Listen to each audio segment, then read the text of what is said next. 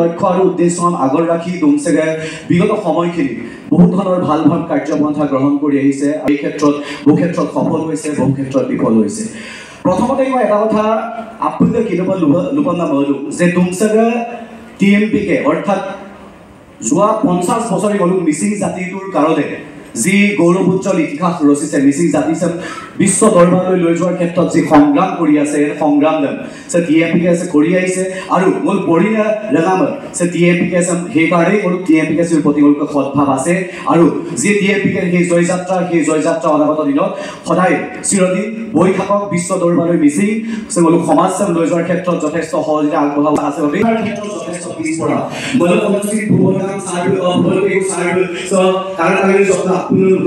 যে মিচিং সমাজখন বিশেষকৈ শিক্ষাৰ ক্ষেত্ৰত সজাগতা আমাৰ যথেষ্ট প্ৰয়োজন আছে।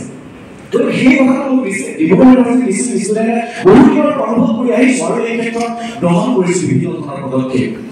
প্ৰথমে দাদা আপুনি কিমান দিব পাৰে কিন্তু মোৰো আপুনি কিমান ছিল ৰূপনা বললো যে মোৰো ডুমচেগে বছৰেকত অৰ্থাৎ যেতিয়া মোৰো সময় পাওঁ যে এক্সাম দিয়াৰ পিছত যেতিয়া মই সময় পাওঁ মোৰো অত্যন্ত শিক্ষাৰ ক্ষেত্ৰত যি অঞ্চল পিছ পৰি আছে পিছ পৰি থকা অঞ্চলটোলৈ হ'লেও শিক্ষাৰ এটা জাগৰণ, শিক্ষাৰ এটা আন্দোলন হ'লেও আনিবৰ কাৰণে প্ৰচেষ্টা চলাই আহিছোঁ।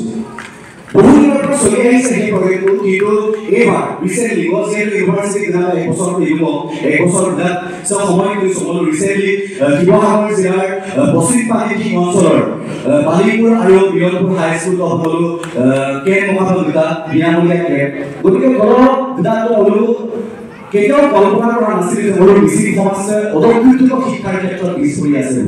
গতিকে মই তেতিয়া অনুভৱ কৰিছিলোঁ বা আপুনি মিচিং ষ্টুডেণ্ট চাৰ্কুলৰ আপুনি এটা কথা অনুভৱ কৰিছিলোঁ যে হয় যে মোৰ মিচিং সমাজত শিক্ষাৰ বিপ্লৱৰ প্ৰয়োজন আছে আৰু সেই ক্ষেত্ৰত মোৰ ডুমচেগে কৰি আহিছে। আৰু আমি আশা কৰিছোঁ TMPকে অৰ্থাৎ মিচিং নেতাসকল হৈ যুঁজি থকা সংগঠন যি সহযোগিতা যিটো যাত্ৰা সেই যাত্ৰা যথেষ্ট সহযোগিতা আগবঢ়াব।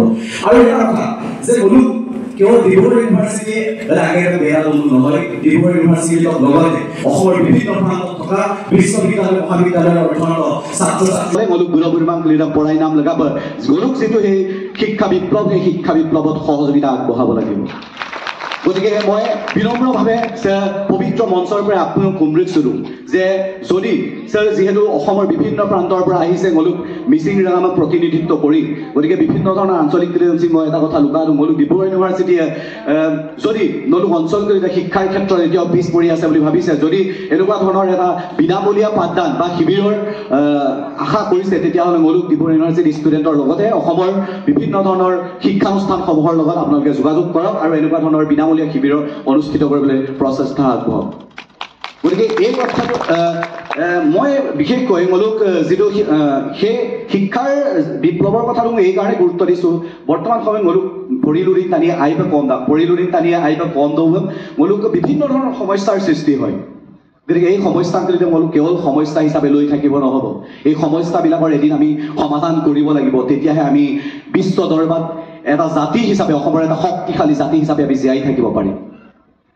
গতিকে পোনপ্ৰথমে মলুক যে ৰিচেণ্টলি শিৱসাগৰত বুকা আমনা লুকা যাত্ৰাৰে মলুক কাৰণে যথেষ্ট চেলেঞ্জিং আছিলে, যথেষ্ট বিভিন্ন